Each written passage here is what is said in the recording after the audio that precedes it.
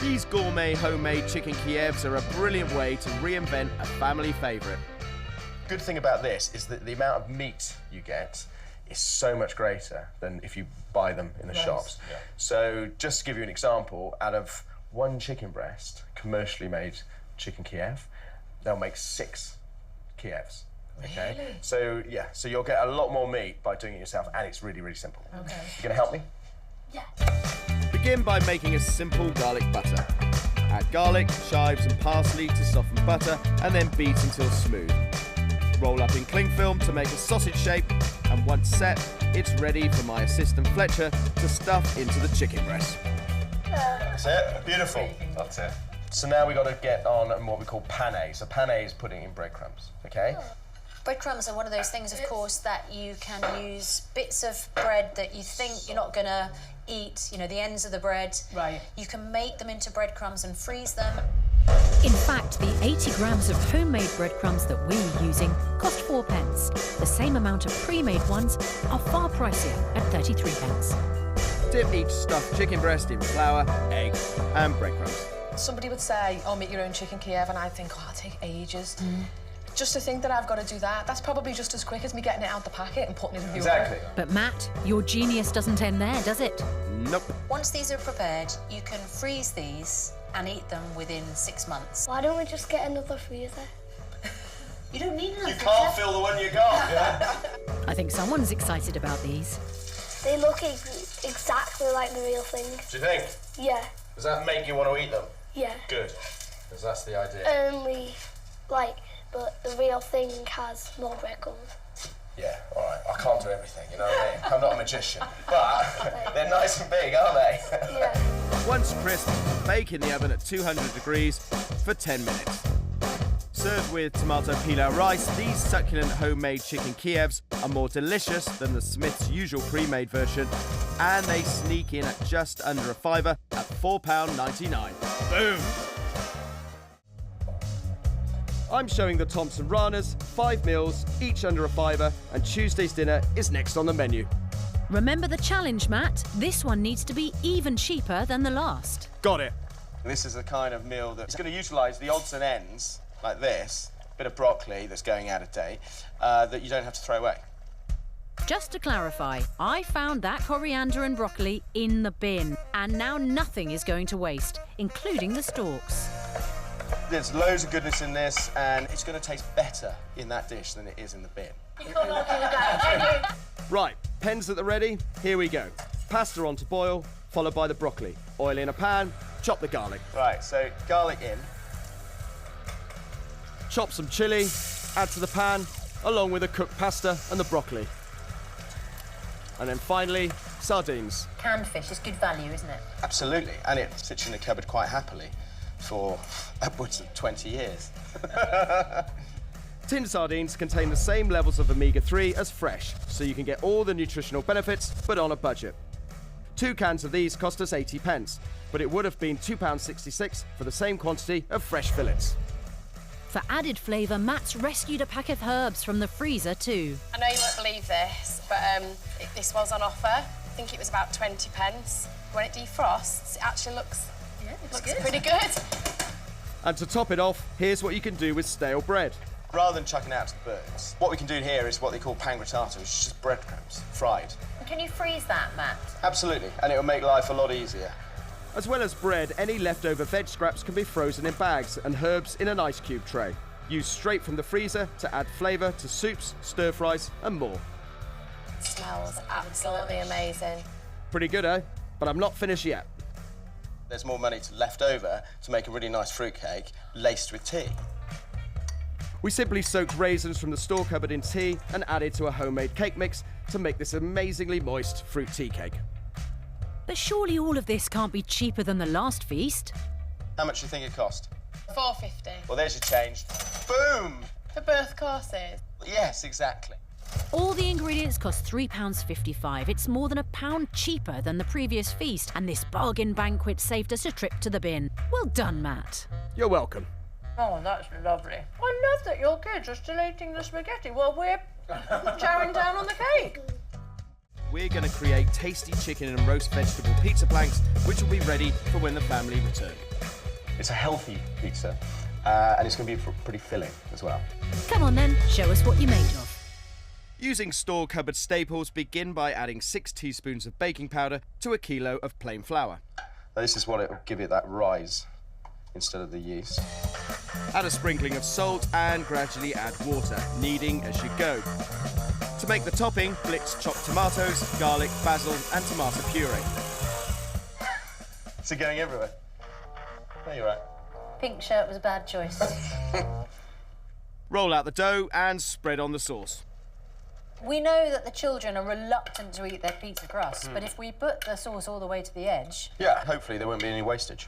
We're topping with onions, pepper, chicken and mozzarella, which we found, but you could use any cheese or other toppings which you might have in. Finally, drizzle over olive oil. Sorry, what's your charge? At a cost of just £3.55, these pizza planks are a third of the price of the family's usual frozen pizzas, which cost Paula a total of £12.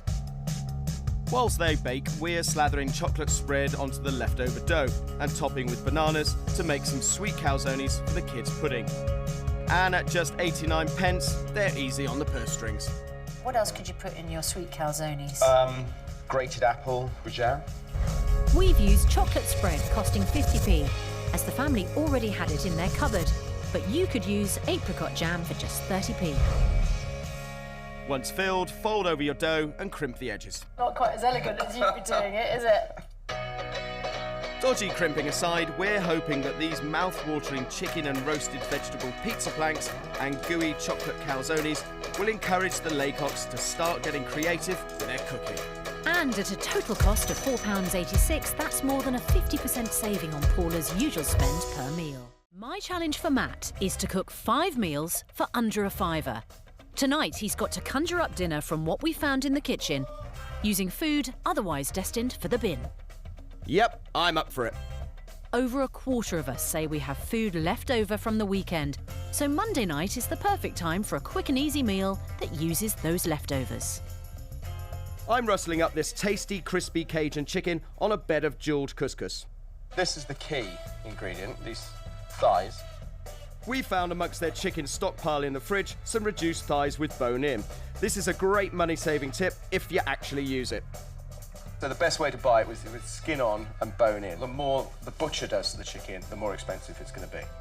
These cost on average £2.24 per kilo, as opposed to deboned chicken thighs costing over twice as much. All you need to do is cut the bone out and flatten it. We think that by spending more, we're saving time in the kitchen. Does it make you feel manly doing that?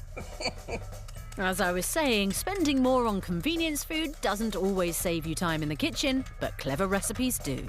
Next, make a coating with flour, salt, cumin and paprika, and separate the white from a couple of eggs. But you're not going to throw those away, are you? No, these yolks are going to go in the next dish. But even if you're not using the yolks immediately, don't throw them, freeze them. You can use them direct from frozen to enrich hot sauces, or defrost them to make a homemade mayonnaise.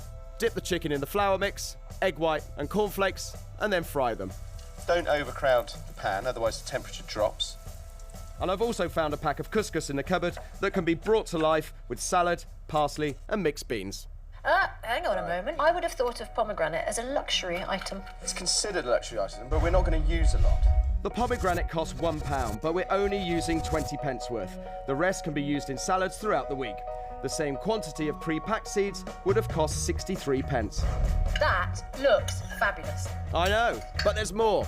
I'm combining tinned tuna, sweet corn, spring onions, a bit of flour, those leftover egg yolks, and a touch of water to make little fishy fritters. And this 2-course Monday night meal, made entirely with food otherwise destined for the bin, came in with change from a £5 at £4.61. Boom! I'm rustling up smoked haddock fish cakes, which are cheap, perfect to freeze, and can be served 2 ways. One for the kids and one for the grown-ups. So what are you going to do first? OK, we need to poach the fish. Begin with milk, add your smoked haddock fillets, onions and bay leaves, and poach for 10 minutes. Mash up cooked potatoes and add the fish. So you've got 2 fillets of fish here, which would normally feed 2 people, but by adding the potato, which is a cheap ingredient, you're stretching this out to a family of 4. Absolutely, it gives you texture, and because this fish is so well flavoured, you'll turn a meal for 2 into a meal for 4 easily. Add breadcrumbs and a teaspoon of Dijon mustard. Look a bit shocked. Risky with children. Do you think? I think we need to introduce them to different flavours. You're the chef. Zing, it's too late. On your head be it. Shape into cakes and dust in flour. You see, I'm reluctant to get my hands dirty, whereas it's the thing you most enjoy about cooking, isn't it? And the fact that making your own is a great way of saving money. Shop-bought fish cakes like these cost on average 96p each, but ours cost just 67p, almost a third cheaper. We're trying to save this family not just money, but time as well. So this is a good example of something that you could freeze. Do you need to cook these before you freeze them? I would cook them first and then put them in the freezer. I think in this state, the potato would take on too much water. To make this dish child-friendly, we're serving the boys' fish cakes with a homemade tomato ketchup, made by softening diced onion, adding chopped tomatoes, sugar and vinegar, and leaving to reduce. This homemade tomato ketchup costs just 22p. The same amount of the leading brand would be 59p, more than 2.5 times more expensive. To create a more restaurant-style dish for Sharon and Dave, we're making up a rich, creamy hollandaise sauce. Begin by melting butter and separating 2 eggs. What can we do with the egg whites that you've separated? You can freeze them, and then you can pull them out another day. Over a pan of water, whisk white wine vinegar with your egg yolks, making sure they don't scramble. Remove from the heat and whisking all the while, add melted butter, a small amount at a time, to ensure it doesn't split. I'm nervous just watching you make it. Don't be nervous, it's just an egg yolk. You're the one with the degrees. But a degree in politics doesn't necessarily make you qualified Okay, to make hollandaise sauce. I reckon you could have a crack at it. Keep whisking until the sauce thickens. Boom! Finally, pan fry the fish cakes for 3 minutes each side. Once cooked, they're ready to serve with spinach, poached eggs and hollandaise for the adults, and spinach and homemade ketchup for the kids. Not only is this dish a fantastic homemade alternative to their usual convenience food, it's also bang on budget at £4.41.